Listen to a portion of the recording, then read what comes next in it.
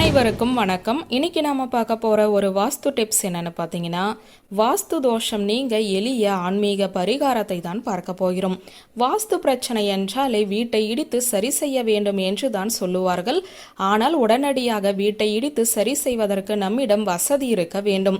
நீங்கள் வாடகை வீட்டில் வசித்திருந்தாலும் சரி, சொந்த வீட்டில் வசிப்பவர்களாக இருந்தாலும் சரி, அல்லது பிளாட் வாங்கி அதில் குடியிருப்பவர்களாக இருந்தாலும் சரி, இந்த பரிகாரம் உங்களுக்கு நிச்சயம் கை கொடுக்கும்.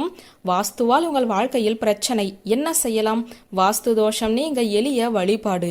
நீங்கள் வசிக்கக்கூடிய இடத்திலிருந்து ஒரு கைப்பிடி மண்ணை மட்டும் நீங்கள் எடுக்க வேண்டும்.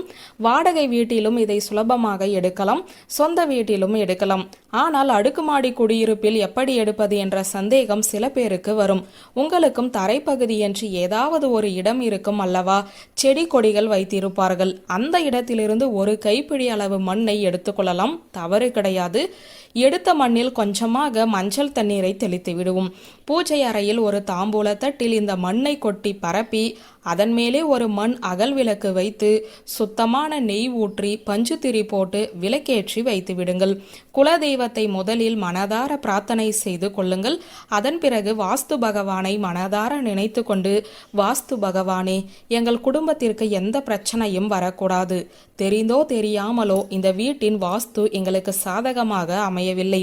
அதை நீதான் சாதகமாக அமைத்து தர வேண்டும் என மனமுருகி பிரார்த்தனை செய்து, ஓம் வாஸ்து பகவானே போற்றி என்ற மந்திரத்தை 108 முறை சொல்லி ஏதாவது ஒரு பிரசாதம் வைத்து கற்பூர ஆரத்தி காண்பித்து பூஜையை நிறைவு செய்து கொள்ளுங்கள். வீட்டின் தலைவன் அல்லது தலைவி யாராவது ஒருவர் இந்த பூஜையை வீட்டில் செய்ய வேண்டும். வாரந்தோறும் வரக்கூடிய திங்கட்கிழமையில் இந்த பூஜையை செய்ய வேண்டும். ஒரு முறை எடுத்த மண்ணையே அடுத்தடுத்த வாரத்திற்கு நீங்கள் பயன்படுத்தலாம்.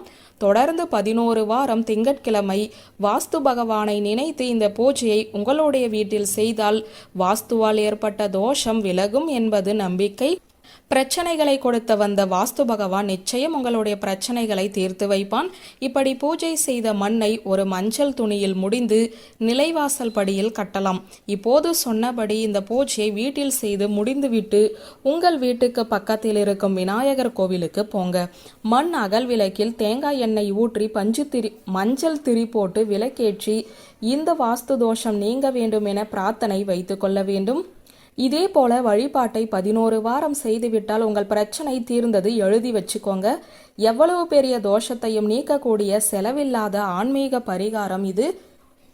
வீட்டை இடித்து கட்டுவதற்கு லட்சக்கணக்கில் செலவாகும். ஆனால் நெய் வாங்க, தேங்காய் எண்ணெய் வாங்க, திரி வாங்க அவ்வளவு செலவாகாது அல்லவா? நம்பிக்கை இருந்தால் இதை பின்பற்றி பாருங்கள். நிச்சயம் நல்லது நடக்கும் என்ற தகவலோடு இந்த வீடியோவை நிறைவு செய்கிறேன். நன்றி, வணக்கம்.